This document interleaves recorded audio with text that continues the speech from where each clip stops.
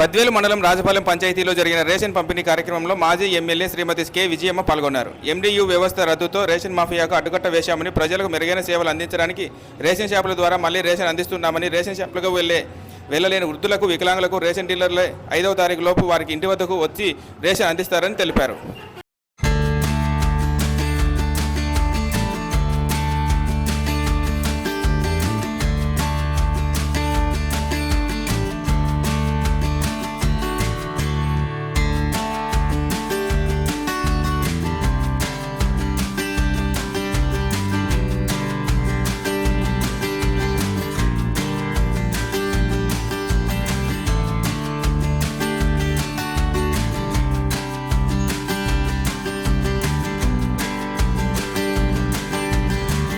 కూటమి ప్రభుత్వం అధికారంలోకి వచ్చి 1 సంవత్సరం అవుతున్నా ఎన్నికలలో ఇచ్చిన హామీలు అమలు చేయకుండా ప్రజలను మోసం చేసిన కారణంగా వైఎస్ఆర్సీపీ పిలుపు మేరకు పార్టీ ఆధ్వర్యంలో రాష్ట్ర వ్యాప్తంగా ఆదివారం పులివెందుల పట్టణంలోని వైఎస్ఆర్సీపీ క్యాంపు కార్యాలయం నుండి పులివెందుల మున్సిపల్ వైఎస్ఆర్సీపీ ఇన్ఛార్జి మనోహర్ రెడ్డి, మాజీ మార్కెట్ యార్డ్ చైర్మన్ చిన్నప్ప, పులివెందుల నియోజకవర్గం పరిధిలోని మండలాల వైఎస్ఆర్సీపీ నాయకులు పోస్టులు ఆవిష్కరించడం జరిగింది.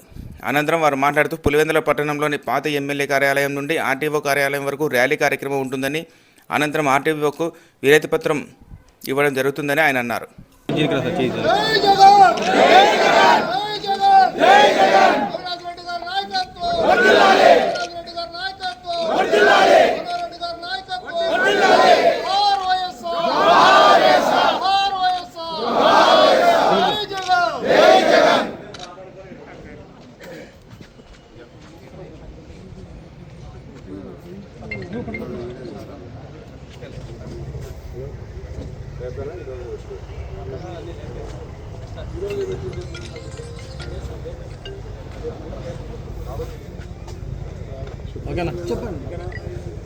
జగన్మోహన్ రెడ్డి గారి ఆదేశాల మేరకు వైఎస్ అవినాష్ రెడ్డి సార్ నాయకత్వంలో 4వ తేదీ పాత ఎమ్మెల్యే ఆఫీస్ నుంచి ఆర్డీఓ ఆఫీస్ వరకు ర్యాలీ ఉంటుంది. ప్రతి కార్యకర్తలు, నాయకులు, ప్రతి ఒక్కరు కూడా ఈ కార్యక్రమాన్ని జయప్రదం చేయవలసిందిగా Manohar Reddy sir, Avinash Reddy sir తెలియజేయమన్నారు.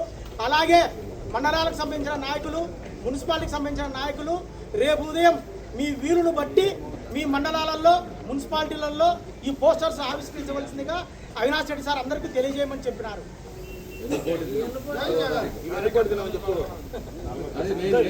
Main 4వ తేదీ ఎవరి శక్తి వంచన మేరకు శ్రాయశక్తుల ప్రతి ఒక్క కార్యకర్త, ప్రతి ఒక్క నాయకులు కూడా మనకు అందరికీ చెప్పి భారీ ఎత్తున 3000 మందికి తగ్గకుండా జనం ఇంకా ఎక్కువైనా పర్వాలే వస్తే అందరికీ ర్యాలీ అయిపోయిన తర్వాత పాల్రెడ్డి కళ్యాణ మండపంలో భోజన వసతులు అవినాష్ రెడ్డి సార్ ఏర్పాటు చేసినారు. ర్యాలీ ఎక్కడి నుంచి?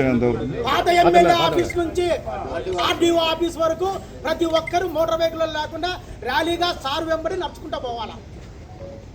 జగన్మోహన్ రెడ్డి రాష్ట్రాన్ని అప్పులపాలు చేస్తున్నాడని గతంలో విమర్శించిన చంద్రబాబు నేడు దాన్ని మించిన అప్పులు చేస్తూ ఇచ్చిన సూపర్ 6 హామీల్లో ఏ ఒక్కటి అమలు చేయడం లేదని municipal chairman, vice chairman councillor Harun బాషాలు స్పష్టం చేశారు.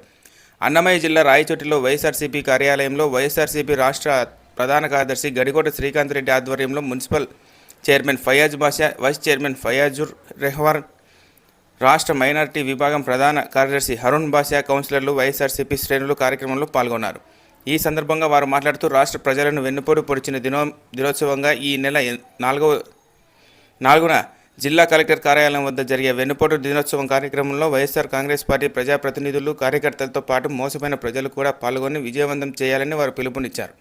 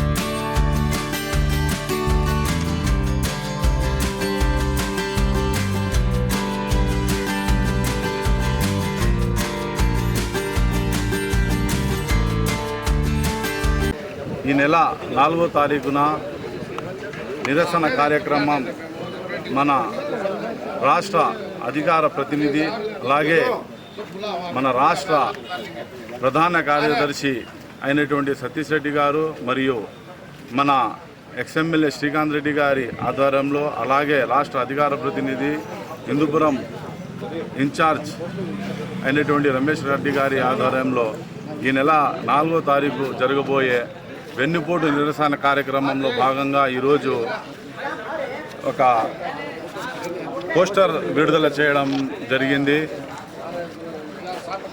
మరి మన వైసీపీ కార్యకర్తలు నాయకులు వైఎస్ఆర్సీపీలో ఉండే ప్రతి వ్యక్తులు కూడా 4వ తారీఖున ఘన విజయంగా ఈ నిరసన కార్యక్రమం చేయాలని ప్రతి ఒక్కరూ ఈ కార్యక్రమంలో భాగస్వామ్యం అవ్వాలని ఆశిస్తున్నాము.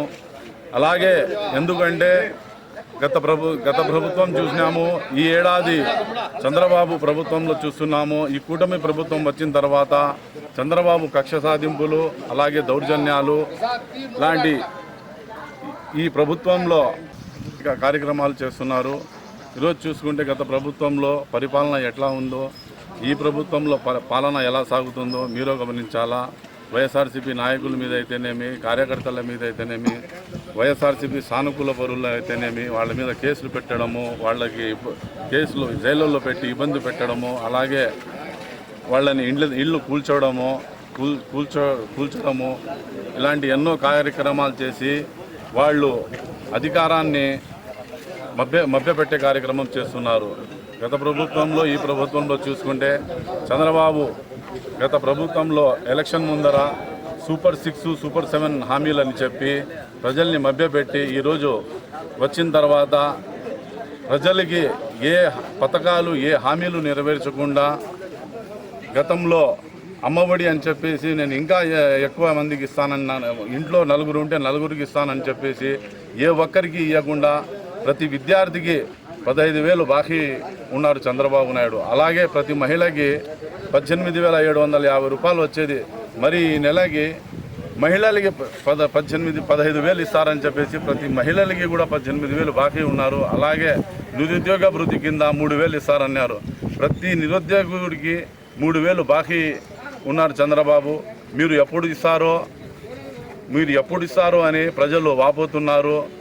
మీరు గత ప్రభుత్వంలో అప్పులు చేస్తున్నారు. మన ఎక్స్ సీఎం జగన్మోహన్ రెడ్డి గారని మీడియాల్లో తప్పుడు కథనాలు రాసినారు. మరి ఇప్పుడు మీరు దానికన్నా ఎక్కువ అధిక అప్పు చేసి ₹1 కూడా ప్రజల్ని ₹1 కూడా ఇవ్వకుండా మీరు కక్ష సాధింపులే చర్యగా ఈరోజు పరిపాలన అందిస్తున్నారు. రైతులైతేనేమి, విద్యార్థులైతేనేమి, అలాగే ఉద్యోగులైతేనేమి, ఉద్యోగులకు అయితే ట్రాన్స్ఫర్లకి డబ్బులు తీసుకొని పాపాన పోలేదు. వాళ్ళకి ఫిట్మెంటు, డిఆర్, టీఐ అన్నీ ఇస్తానని చెప్పేసి అది కూడా ఎగరగొట్టినారు. ఇలాగే ఎన్నో కార్యక్రమాలు మీకు ఆనందం వస్తూ ఉండదో ఏమో ఈ ప్రజల్ని మభ్యపెట్టే కార్యక్రమం తప్ప మీరు కక్ష సాధింపులు తప్ప వేరే పనే పెట్టలేదని చెప్పేసి మరి దానికోసము మన వైఎస్ఆర్సీపీ నిరసన కార్యక్రమము 4వ తారీఖున జరగబోతూ ఉన్నది. ప్రతి ఒక్కరు కూడా ఈ కార్యక్రమాన్ని విజయవంతం చేయాలని వైఎస్ఆర్సీపీ నాయకులకి అలాగే పట్టణ ప్రజలకి కోరుకుంటున్నాము.